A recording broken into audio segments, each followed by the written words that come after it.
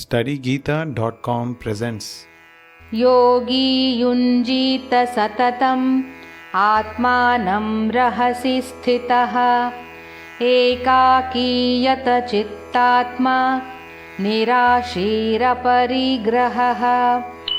A transcendentalist should always engage his body, mind and self in relationship with the Supreme. He should live alone in a secluded place and should always carefully control his mind. He should be free from desires and feelings of possessiveness. शुचौ देशे प्रतिष्ठाप्य स्थिरम् आसनमात्मनः नात्युच्छ्रितं नातिनीचं चैलाजिनकुशोत्तरम् तत्रैकाग्रं मनः कृत्वा यतचित्तेन्द्रियक्रियः उपविश्यासने युञ्ज्याद् योगमात्मविशुद्धये. To practice yoga, one should go to a secluded place and should lay kusha grass on the ground and then cover it with a deer skin and a soft cloth. The seat should be neither too high nor too low and should be situated in a sacred place. The yogi should then sit on it very firmly and practice yoga to purify the heart by controlling his mind, senses and activities and fixing the mind on one point.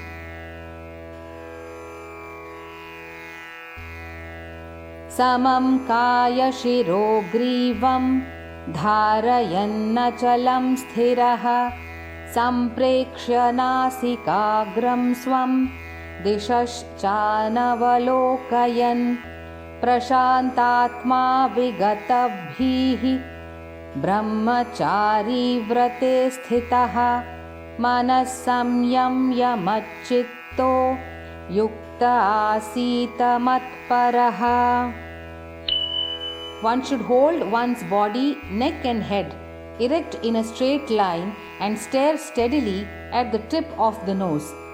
Thus, with an unagitated, subdued mind, devoid of fear, completely free from sex life, one should meditate upon me within the heart and make me the ultimate goal of life.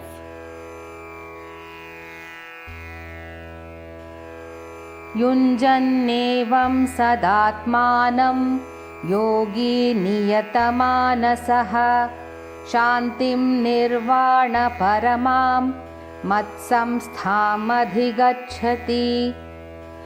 Thus, practicing constant control of the body, mind and activities, the mystic transcendentalist, his mind regulated, attains to the kingdom of God or the abode of Krishna by cessation of material existence.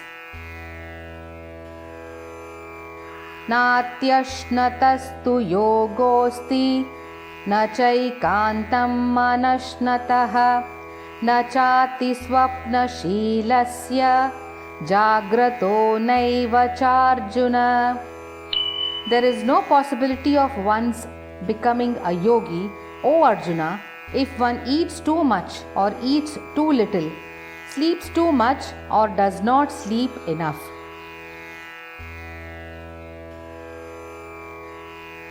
Yuktahara viharasya yuktacheshtasya karmasu yuktasvapnavabodhasya yogo bhavati dukkhaha. He who is regulated in his habits of eating, sleeping, recreation and work can mitigate all material pains by practicing the yoga system. Yada viniyatam chittam atmanyevavatishthate nisprihah sarvakamebhyo yukta ityuchyate tada. When the yogi, by practice of yoga, disciplines his mental activities and becomes situated in transcendence, devoid of all material desires, he is said to be well established in yoga.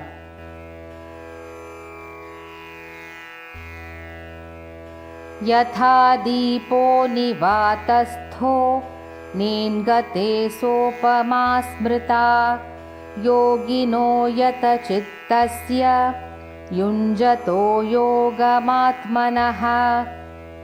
As a lamp in a windless place does not waver, so the transcendentalist whose mind is controlled remains always steady in his meditation on the transcendent self. यत्रो परमते चित्तं निरुद्धं योगसेवया यत्र चैवात्मनात्मानं पश्यन्नात्मनि तुष्यति सुखम् आत्यन्तिकं यत्तद् बुद्धिग्राह्यम् अतीन्द्रियं वेत्ति यत्र न चैवायं स्थितश्चलति तत्त्वतः यं लब्ध्वा चापरं लाभं मन्यते नाधिकं ततः यस्मिन् स्थितो न दुःखेन गुरुणापि विचाल्यते तं विद्या दुःखसंयोग वियोगं योगसंज्ञितम्. In the stage of perfection called trance or samadhi, one's mind is completely restrained from material mental activities by practice of yoga. This perfection is characterized by one's ability to see the self by the pure mind and to relish and rejoice in the self. In that joyous state, one is situated in boundless transcendental happiness, realized through transcendental senses. Established thus, one never departs from the truth, and upon gaining this, he thinks there is no greater gain. Being situated in such a position, one is never shaken, even in the midst of greatest difficulty. This indeed is actual freedom from all miseries arising from material contact.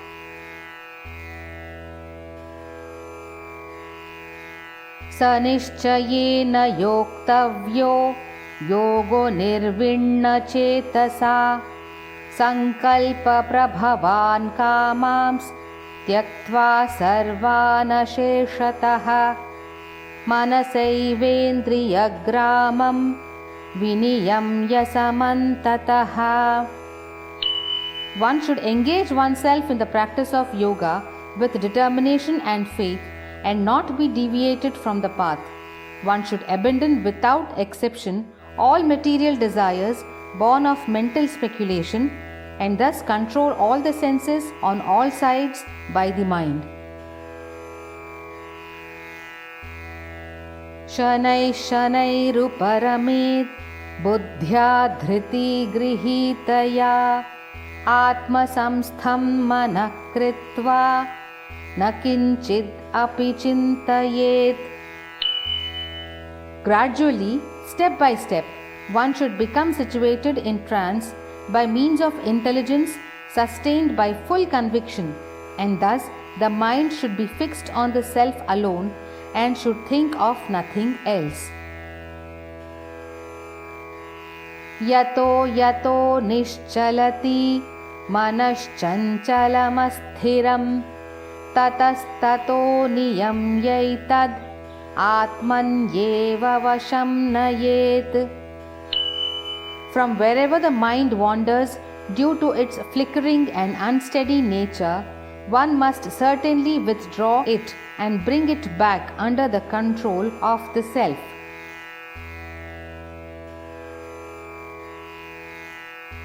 प्रशान्तमनसं ह्येनं योगिनं सुखमुत्तमम् उपैति शान्तरजसं ब्रह्मभूतम् अकल्मषम्. The yogi, whose mind is fixed on me, verily attains the highest perfection of transcendental happiness. He is beyond the mode of passion. He realizes his qualitative identity with the Supreme, and thus he is freed from all reactions to past deeds. युञ्जन्नेवं सदात्मानं योगी विगतकल्मषः सुखेन ब्रह्म संस्पर्शम् atyantam sukhamashnute. Thus, the self-controlled yogi, constantly engaged in yoga practice, becomes free from all material contamination and achieves the highest stage of perfect happiness in transcendental loving service to the Lord.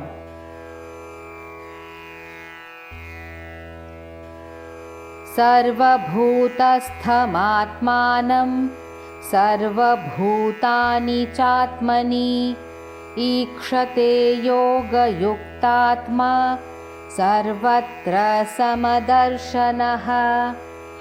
A true yogi observes me in all beings and also sees every being in me. Indeed, the self-realized person sees me, the same Supreme Lord, everywhere.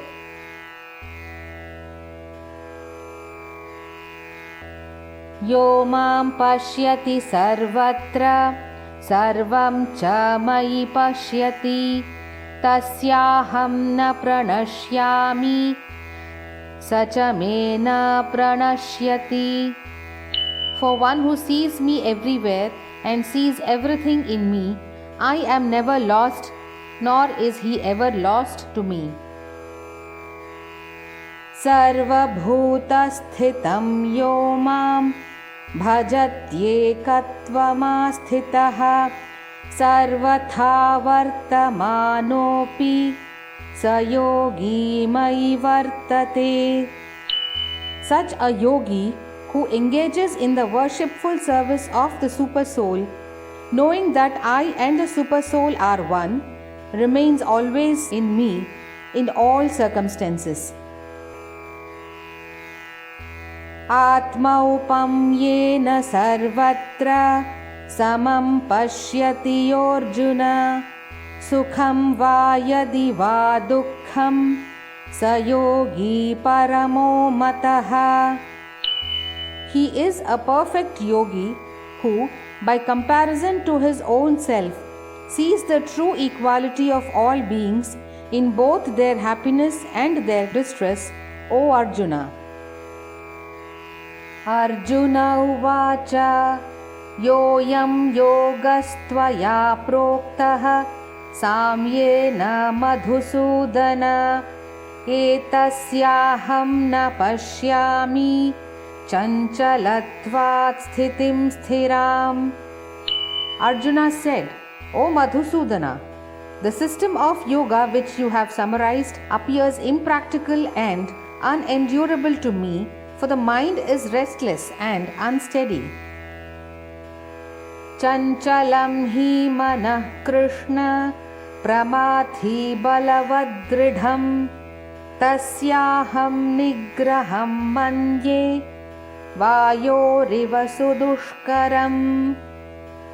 The mind is restless, turbulent, obstinate and very strong, O Krishna.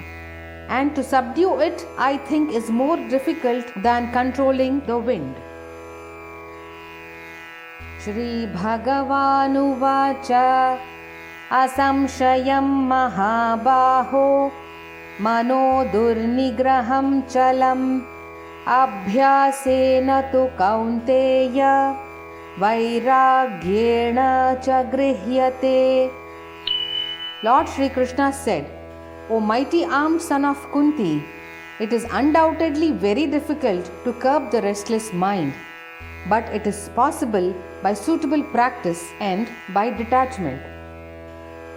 Asamyatatmana yogo dushprapa iti me matihi vashyatmana tu yatata shakyo vaptum upayataha. For one whose mind is unbridled, self-realization is difficult work. But he whose mind is controlled and who strives by appropriate means is assured of success. That is my opinion.